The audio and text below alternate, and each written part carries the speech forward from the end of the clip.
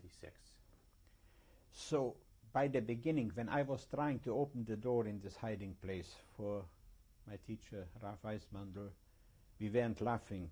We were really serious. But after it happened that we opened the door and we found out the whole thing, and he started to scream and to make faces. Sure, that time we started to laugh already, but not before. But he accuses that he has seen through the, I don't know how, through the door that we were laughing on him, and we just didn't want to open the door. He was accusing her. So we finally convinced him, even though he was a man very hardly to convince, but so much that he apologized to us. He sent first some other boys to tell us that he is expecting us, we should come to him to Seder. And we didn't went. He came to us. We were already sitting by the Seder. He came to us already. He had the kittel on that we should come. But we told him we are already in the middle, but we will join him later on. So what we did later on, we came. And that's what he apologized. We were very friendly with him. I was very friendly with him because he gave lectures, voluntary lectures in the yeshiva. He wasn't officially lecturing. Nobody had to go. And it was very poorly attended. I would say sometimes we were 4 students, sometimes 6, and most 12. And how long did this go on? Your hiding place first? The hiding place went on, that whatever, right after Purim, for let's say a week after Purim, till Chalamoid Pesach, which was middle of Pesach, so it can be only 3.5 weeks. The Seder we still were there in the hiding place, but Chalamoid Pesach we got a phone call from my father, because he knew already that they will take all the families. Nobody knew it yet, but my father knew it already, and there is no help anymore. So he will pick us up to bring us to Pressburg. But Jews couldn't travel anymore, so my father sent a car to pick us up. Notice to mention that the car belonged to a minister of the Slovakian government. So there was definitely no worry that it will be stopped. So, but we didn't have an address where the car should look for us. So we told my father he should send the car with the driver to the rabbi. To Rabbi Unger, he had an address and so, and whence he will be there. So they will notify us, because they knew we are already somewhere around, they will notify us. So we had to go to the rabbi to tell him that somebody will look for us, and immediately where he should send them, where they can find us. Once the rabbi knew about, immediately his son-in-law, Rav Weismandl, knew about. So Rav Weismandl came to us, we should tell my father. He was also good with my father. Matter of fact, a lot of times he was in Pressburg. As I said, he visited my father or met my father, and they had to discuss things. So, because he also knew what's going on, in a couple of days they will start to take families, but nobody in Nitra or nobody in Pressburg really knows. The guy came, the driver. We were 3 boys. He told us during the day he cannot drive us, only at night time. But we meet, he doesn't want to meet in this Jewish section. We had to be somewhere in the city where he will meet us 6 o'clock, and then we will drive to Pressburg. We drove out from Nitra with a car which belonged to the government, to a minister, and the driver was the minister's brother. And outside of Nitra, he stopped his car and changed the plate for a diplomatic car. So even if a government's car, they have the right to check, or at least, So he prepared already diplomatic corpses car licenses. He didn't prepare it for us, but most probably everybody was, the minister himself was afraid of his life, so he prepared it in case that he will have to run. He should have how to run away. How did your father have this connection? That is also, I have to tell you, and it comes now to the story. There was another restrictions. All Jewish stores, factories, and so forth have to be taken away. What means taken away? If they had somebody, an Aryan, to put in and to throw the Jew out, it was a very easy solution. But there were a lot of stores, or most of the stores, they couldn't put in an Aryan. How the Aryan would know how to conduct the business? They needed the Jew to conduct the business. So there was one way. The government just sent in an Aryan, I am the boss, and you will work, and told the previous owner, the Jewish owner, you will work for us. Very easy. But there was another solution. That means that a Jew picked an Aryan. So my father picked somebody and said, look here, take over my business, you will be the owner, and let me work for you. So this Aryan was a little bit indebted to my father already. And my father figured if he takes a lady, she cannot learn the business. She will never learn the business. Or it will take her so long, so he will have to take her, he will have to keep my father very long, at least till she learns. And he took, as an arizator it was called, a lady by the name Takachova. Her brother was a minister. That was the minister what my father had the connection to. And my father figured two ways. First of all, the fact that she has connection to the government through her brother, you can get from her some sort of help or whatever in case you need. And it was good for my father that he was still able to conduct the business. And that is when it started in Slovakia, that time in 1942, to take all the Jews. That law went through the parliament. There was a vote in the parliament, a law to get all the Jews out from Slovakia to Poland. And they made an agreement with Germany. You take the Jews, but exempted Jews. Who is exempted? Those Jews who became Christians a certain day before the establishment of the Slovakian. And a lot of people bought papers from the Galochem that they became, and they predated it to the date before also. Then further is exempted a Jew who is needed for business. And that had to be signed by the Aryan partner, by the Aryan boss, that she needs the Jew. And my father got these papers so that my father was exempted from the deportation, he and the whole family.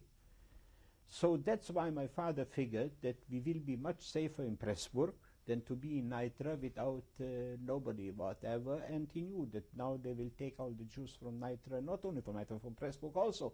But at least we were so saved, at least time being, we were saved from deportation. And nevertheless, every week, and we had a connection to the police through a guy named Alfred Stern. He is also mentioned in the book. He had good connections to the police. He knew every week Tuesday night, Wednesday night, Monday night, when they will go collect the Jews together. And when we got notice through this guy that tonight they will collect, even though we had the exemption, we never slept at home. We slept in the business. The business at night, 6 o'clock, it got closed. They closed the business. And then my father opened the business from the back, and we were sleeping there. In the morning, after 6 Jews were already allowed to go on the street, we went out from the business, and then 8 o'clock when came the workers, they didn't find nobody, or they didn't imagine that somebody slept there the whole night over the things. And this went on till approximately September 1942. And then my father got very scared because they took already 65,000 Jews, and there were still, every week you heard that people who had exemptions paper, they picked them up. How? One is that the Christian boss, the Aryan, called the police or the minister that she doesn't need the Jews anymore. The Jew didn't even know what she did behind his back. She wanted to get rid. And my father was afraid, maybe, how you can trust the Aryan? She doesn't know to conduct the business, but sooner or later, and then even sometimes the Aryan didn't call the police, and she needed really. The government by itself decided this Jew, we don't need. You don't need him. Somehow, you weren't sure. So my father decided, let's the whole family, my brothers and mother and father, go to Hungary. My older brother went to Hungary, I would say very legally. What means legally? There was a fellow, name was Motche Neustadt. He left, he was a Hungarian citizen. He left Bratislava in 1939 with Aliyah to Israel. My father bought his papers, and with these papers, my brother went to the Hungarian consulate, sure with a lawyer with money, and he got a Hungarian passport. So he bought just a ticket, and he went by train legally to Hungary under the false name. But it was legally because the passport was made by the Hungarian consulate. Do you know what his false name was? Who of this consul? The false name that your brother had. The false name, that's what I mentioned, Mordche Neustadt. Oh, Neustadt. Neustadt, Mordche Neustadt. Oh, I see. The guy is living today in New York. I had a chance once to meet, but that time I didn't realize that. That was this the name is he the guy. used? That's the name what he used. used, Oh, and I that's see. the name what he used. The guy is today the head of Vad Nitche Israel. He's working now with the Russian Jews, helping them. This guy, Motche, and later he was here in Toronto. I met him, but unfortunately at that time I didn't realize that that is my brother. But after I figured out that that must be the brother. So, and he went to live to my aunt in Nagyvárad. What I told you, they are still alive in New York. He's 96 and 93 because they didn't have children. My brother went to live with them till 1944, till the deportation. And that was their luck that they are still alive. The whole family of the Ullmans went to Auschwitz. His brothers, his fathers, his cousins. My brother said, you won't go to Auschwitz. I don't let you. My brother went. A Hungarian Jew didn't have this finesse to find out this. But my brother went on the Pletzel and he bought for them Aryan papers, Christian papers. And when the ghetto was making the ghetto in Nagyvárad, that was the city in Hungary, he went with the Aryan papers to Budapest and lived in Budapest as an Aryan. Later on, by May, he figured he has no business, no income, and the living in Budapest, in the big city, is too expensive. He will go in a little town where there is more food, cheaper, and the living is cheaper. And he went with his Aryan papers from Budapest to Debrecen. And he arrived in Debrecen with his Aryan papers. He was looking for an apartment. That's the first thing what you need to know. He took a newspaper. There was an advertisement, apartment for rent. He walked there, and that was a trap. The Germans knew that Jews with Aryan papers, with false papers, will look for apartments. Immediately he came in.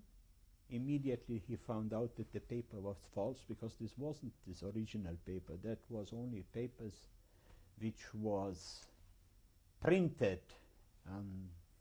somewhere. They took him in the ghetto. But the fortunate thing was, the next day or 2 days later, the ghetto went to concentration camp, and this transport, instead of Auschwitz, it went to Austria. That is the transport what went from Debrecen. So he went to Austria and survived the war there. So the Christian paper didn't help him nothing, but at least he had luck that he survived the war. And where were you? Yeah. I was in Hungary, so now that was with my, solved the problem with my older brother. Now, me, my younger brother, my mother and my father, we decided we will go the border illegal. First I went, then my younger brother, then my father, then my mother. So during 4 weeks, by September, October, we were all 4. My brother was already settled, and we were all 4 already in Hungary, in Budapest. This is what year? September, 1942. When in Slovakia was that time they took the Jews, on even those Jews who had exemption papers, they're afraid, like my father, not to stay on there. And we were in Hungary. Now we have to get in Hungary something legally.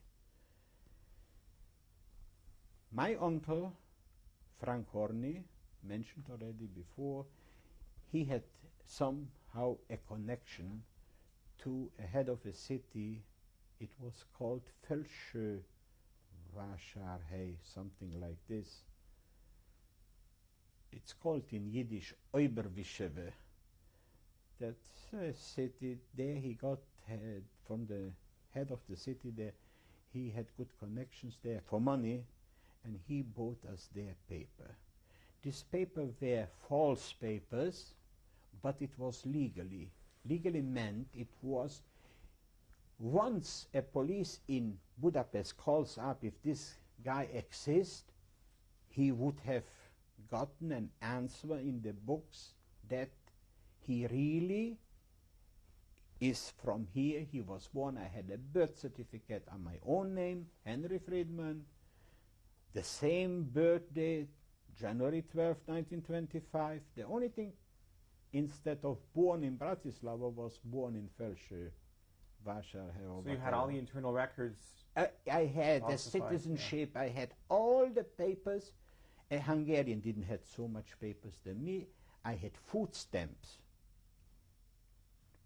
All those boys who bought the false papers, a birth certificate or whatever, they didn't have food stamps. You couldn't obtain, because the first question when you go for food stamps is, and where you were up till now, what means? Because they didn't want somebody should take food stamps of 2 places. I had that they registered me there for food stamps, and they wrote me out from there, and on ground of this paper I got food stamps in Budapest. And then there was a law in Hungary that you have to go to there was a formation, like even from 18 years you have to become a soldier, but from a certain age, 12, 13 or what, till 18, you have to make a preparation school. Christian went to really to learn how to shoot and really how soldiers, and we went only to work. I got this also, and I went to Budapest and I showed them. I was in the Levante, that's how it was called. I was up till now over there, and now I wrote out there. They gave me, and I had to attend every week, Wednesday afternoon, there to learn how to scrub floors or whatever. But it was worthwhile because you feel very secure. So, and we were there in Budapest from September, October 42 till approximately March 43. Till after Pesach 43. And I went there in Budapest, I went to a yeshiva. My uncle, he was by the establishment of the killer, so he had there 3 nephews, me and my brother, and another cousin, whom he didn't know what to do, so he took a rabbi, made for him a yeshiva. Not my uncle paid, the killer paid for it and so forth, but at least somebody who took interest in the whole. We were approximately 25 boys in this yeshiva. 25 boys, 23 were from refugees, same as us. Only 2 were from Budapest itself. So we learned there the whole day. I wasn't afraid nothing. We had rented an apartment, my father, my mother, with two brothers. We had legal papers, so it was fairly good. But by Pesach we decided that it's also too expensive to live there without income in Budapest. So my father, mother, and I, with my younger brother, we went to Debrecen to live there. It was easier there. On the way going from Budapest to Debrecen, they traveled by train, there came an inspection and we showed our documents, and it was very good. When the inspector left, I hold it just for fun, the paper in my hand, and I studied. And the paper was printed in 1942, because in little small letters was Magyar Nyomda 1942, and it was written out in 1939, because the guy who wrote it, he wanted to make it should see older Buddhas. I got black in my eyes and I showed it to my father. Look, this. My mother had to go back right the next day to change all the papers. And she showed this guy, this mayor, look, you stupid guy. She didn't have to pay nothing. It was his mistake, the things. But fairly we lived good. And then we had other problems, what the papers had to be changed, because then came in new restrictions. All Jews till the age of 55 or whatever have to go to be sent to Munkatabor, which was sometimes to send out to Russia to work there for the army. And it was very... So my father was younger, so my mother had to go back to change the papers to make my father a little bit older. So then they changed, instead of 1893, he was born in 1885. Automatically, my mother figured sooner or later there will be a restriction, because only from 18 years they had to go, and I was 1925. They had to make me and my brother a little bit younger. So all the papers from top to bottom had to be changed to make us younger and my father older. But again, we were sitting there till March 1944. That means almost a year in Debrecen. We went there to the yeshiva, learning. My father traveled a little bit around, and how were you able to get so much cash? It must have cost a lot of money to get all these papers. That is the only thing to survive, in our case at least, was with a lot of money. Each paper, each move, it cost money. The fortunate thing is that my uncle, Frank Horney, who was very rich, he provided us with all the money, even though that my father had no income. My mother made a little bit business, but not enough to make a living. But that survived us. Really, that the question of money was solved, at least. And when Hitler marched into Debrecen to Hungary, and already came that all Jews will have to go in ghetto, my older brother bought his Aryan papers in Nagyvárad, and he went back to Slovakia, illegal. He couldn't use anymore this passport, this Hungarian passport, because with the Hungarian passport it couldn't go to Slovakia. But he went illegal through the border, and that was it, how he came back to Slovakia. We bought false Aryan paper in Debrecen, my mother and me and my brother. My father, unfortunately, was arrested the first day Hitler came into Hungary. He happened to be in Budapest, and to be in Budapest, he wanted to come back to Debrecen, and all Jews they had on the train station, they picked up, and they put him in Kistarcha. It was arrested in a concentration camp, but local concentration camp in Hungary, in Budapest. So there was no solution for him. But we three, my mother and the two brothers, me and my brother, we bought Aryan papers. First we rented an apartment in Debrecen, and we lived for a couple of weeks, but we figured it's too hot to live there. So we went with these papers to Budapest, because there we got the connection to go back to Slovakia. In Slovakia was already fairly good. It was very quiet time, that time in 1944, because by the end of 1942 they stopped in Slovakia, and all the exempted Jews and all the hidden Jews were not touched till 44. So that was it, that we decided to go back to Slovakia. Once in Slovakia, I have all the legal papers, and I can live as really again on my own name, and I had the exemption paper from my father still, and nobody was touched. Matter of fact, nobody wear a yellow star anymore. Everybody traveled around without permission, and nobody bothered the Jews.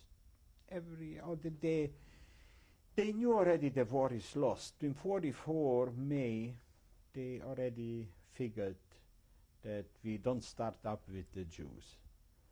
So I with my brother went first back to Slovakia. My mother wanted to get my father out also back to Slovakia, but he was arrested. So the first step was to take him out from the jail or concentration camp.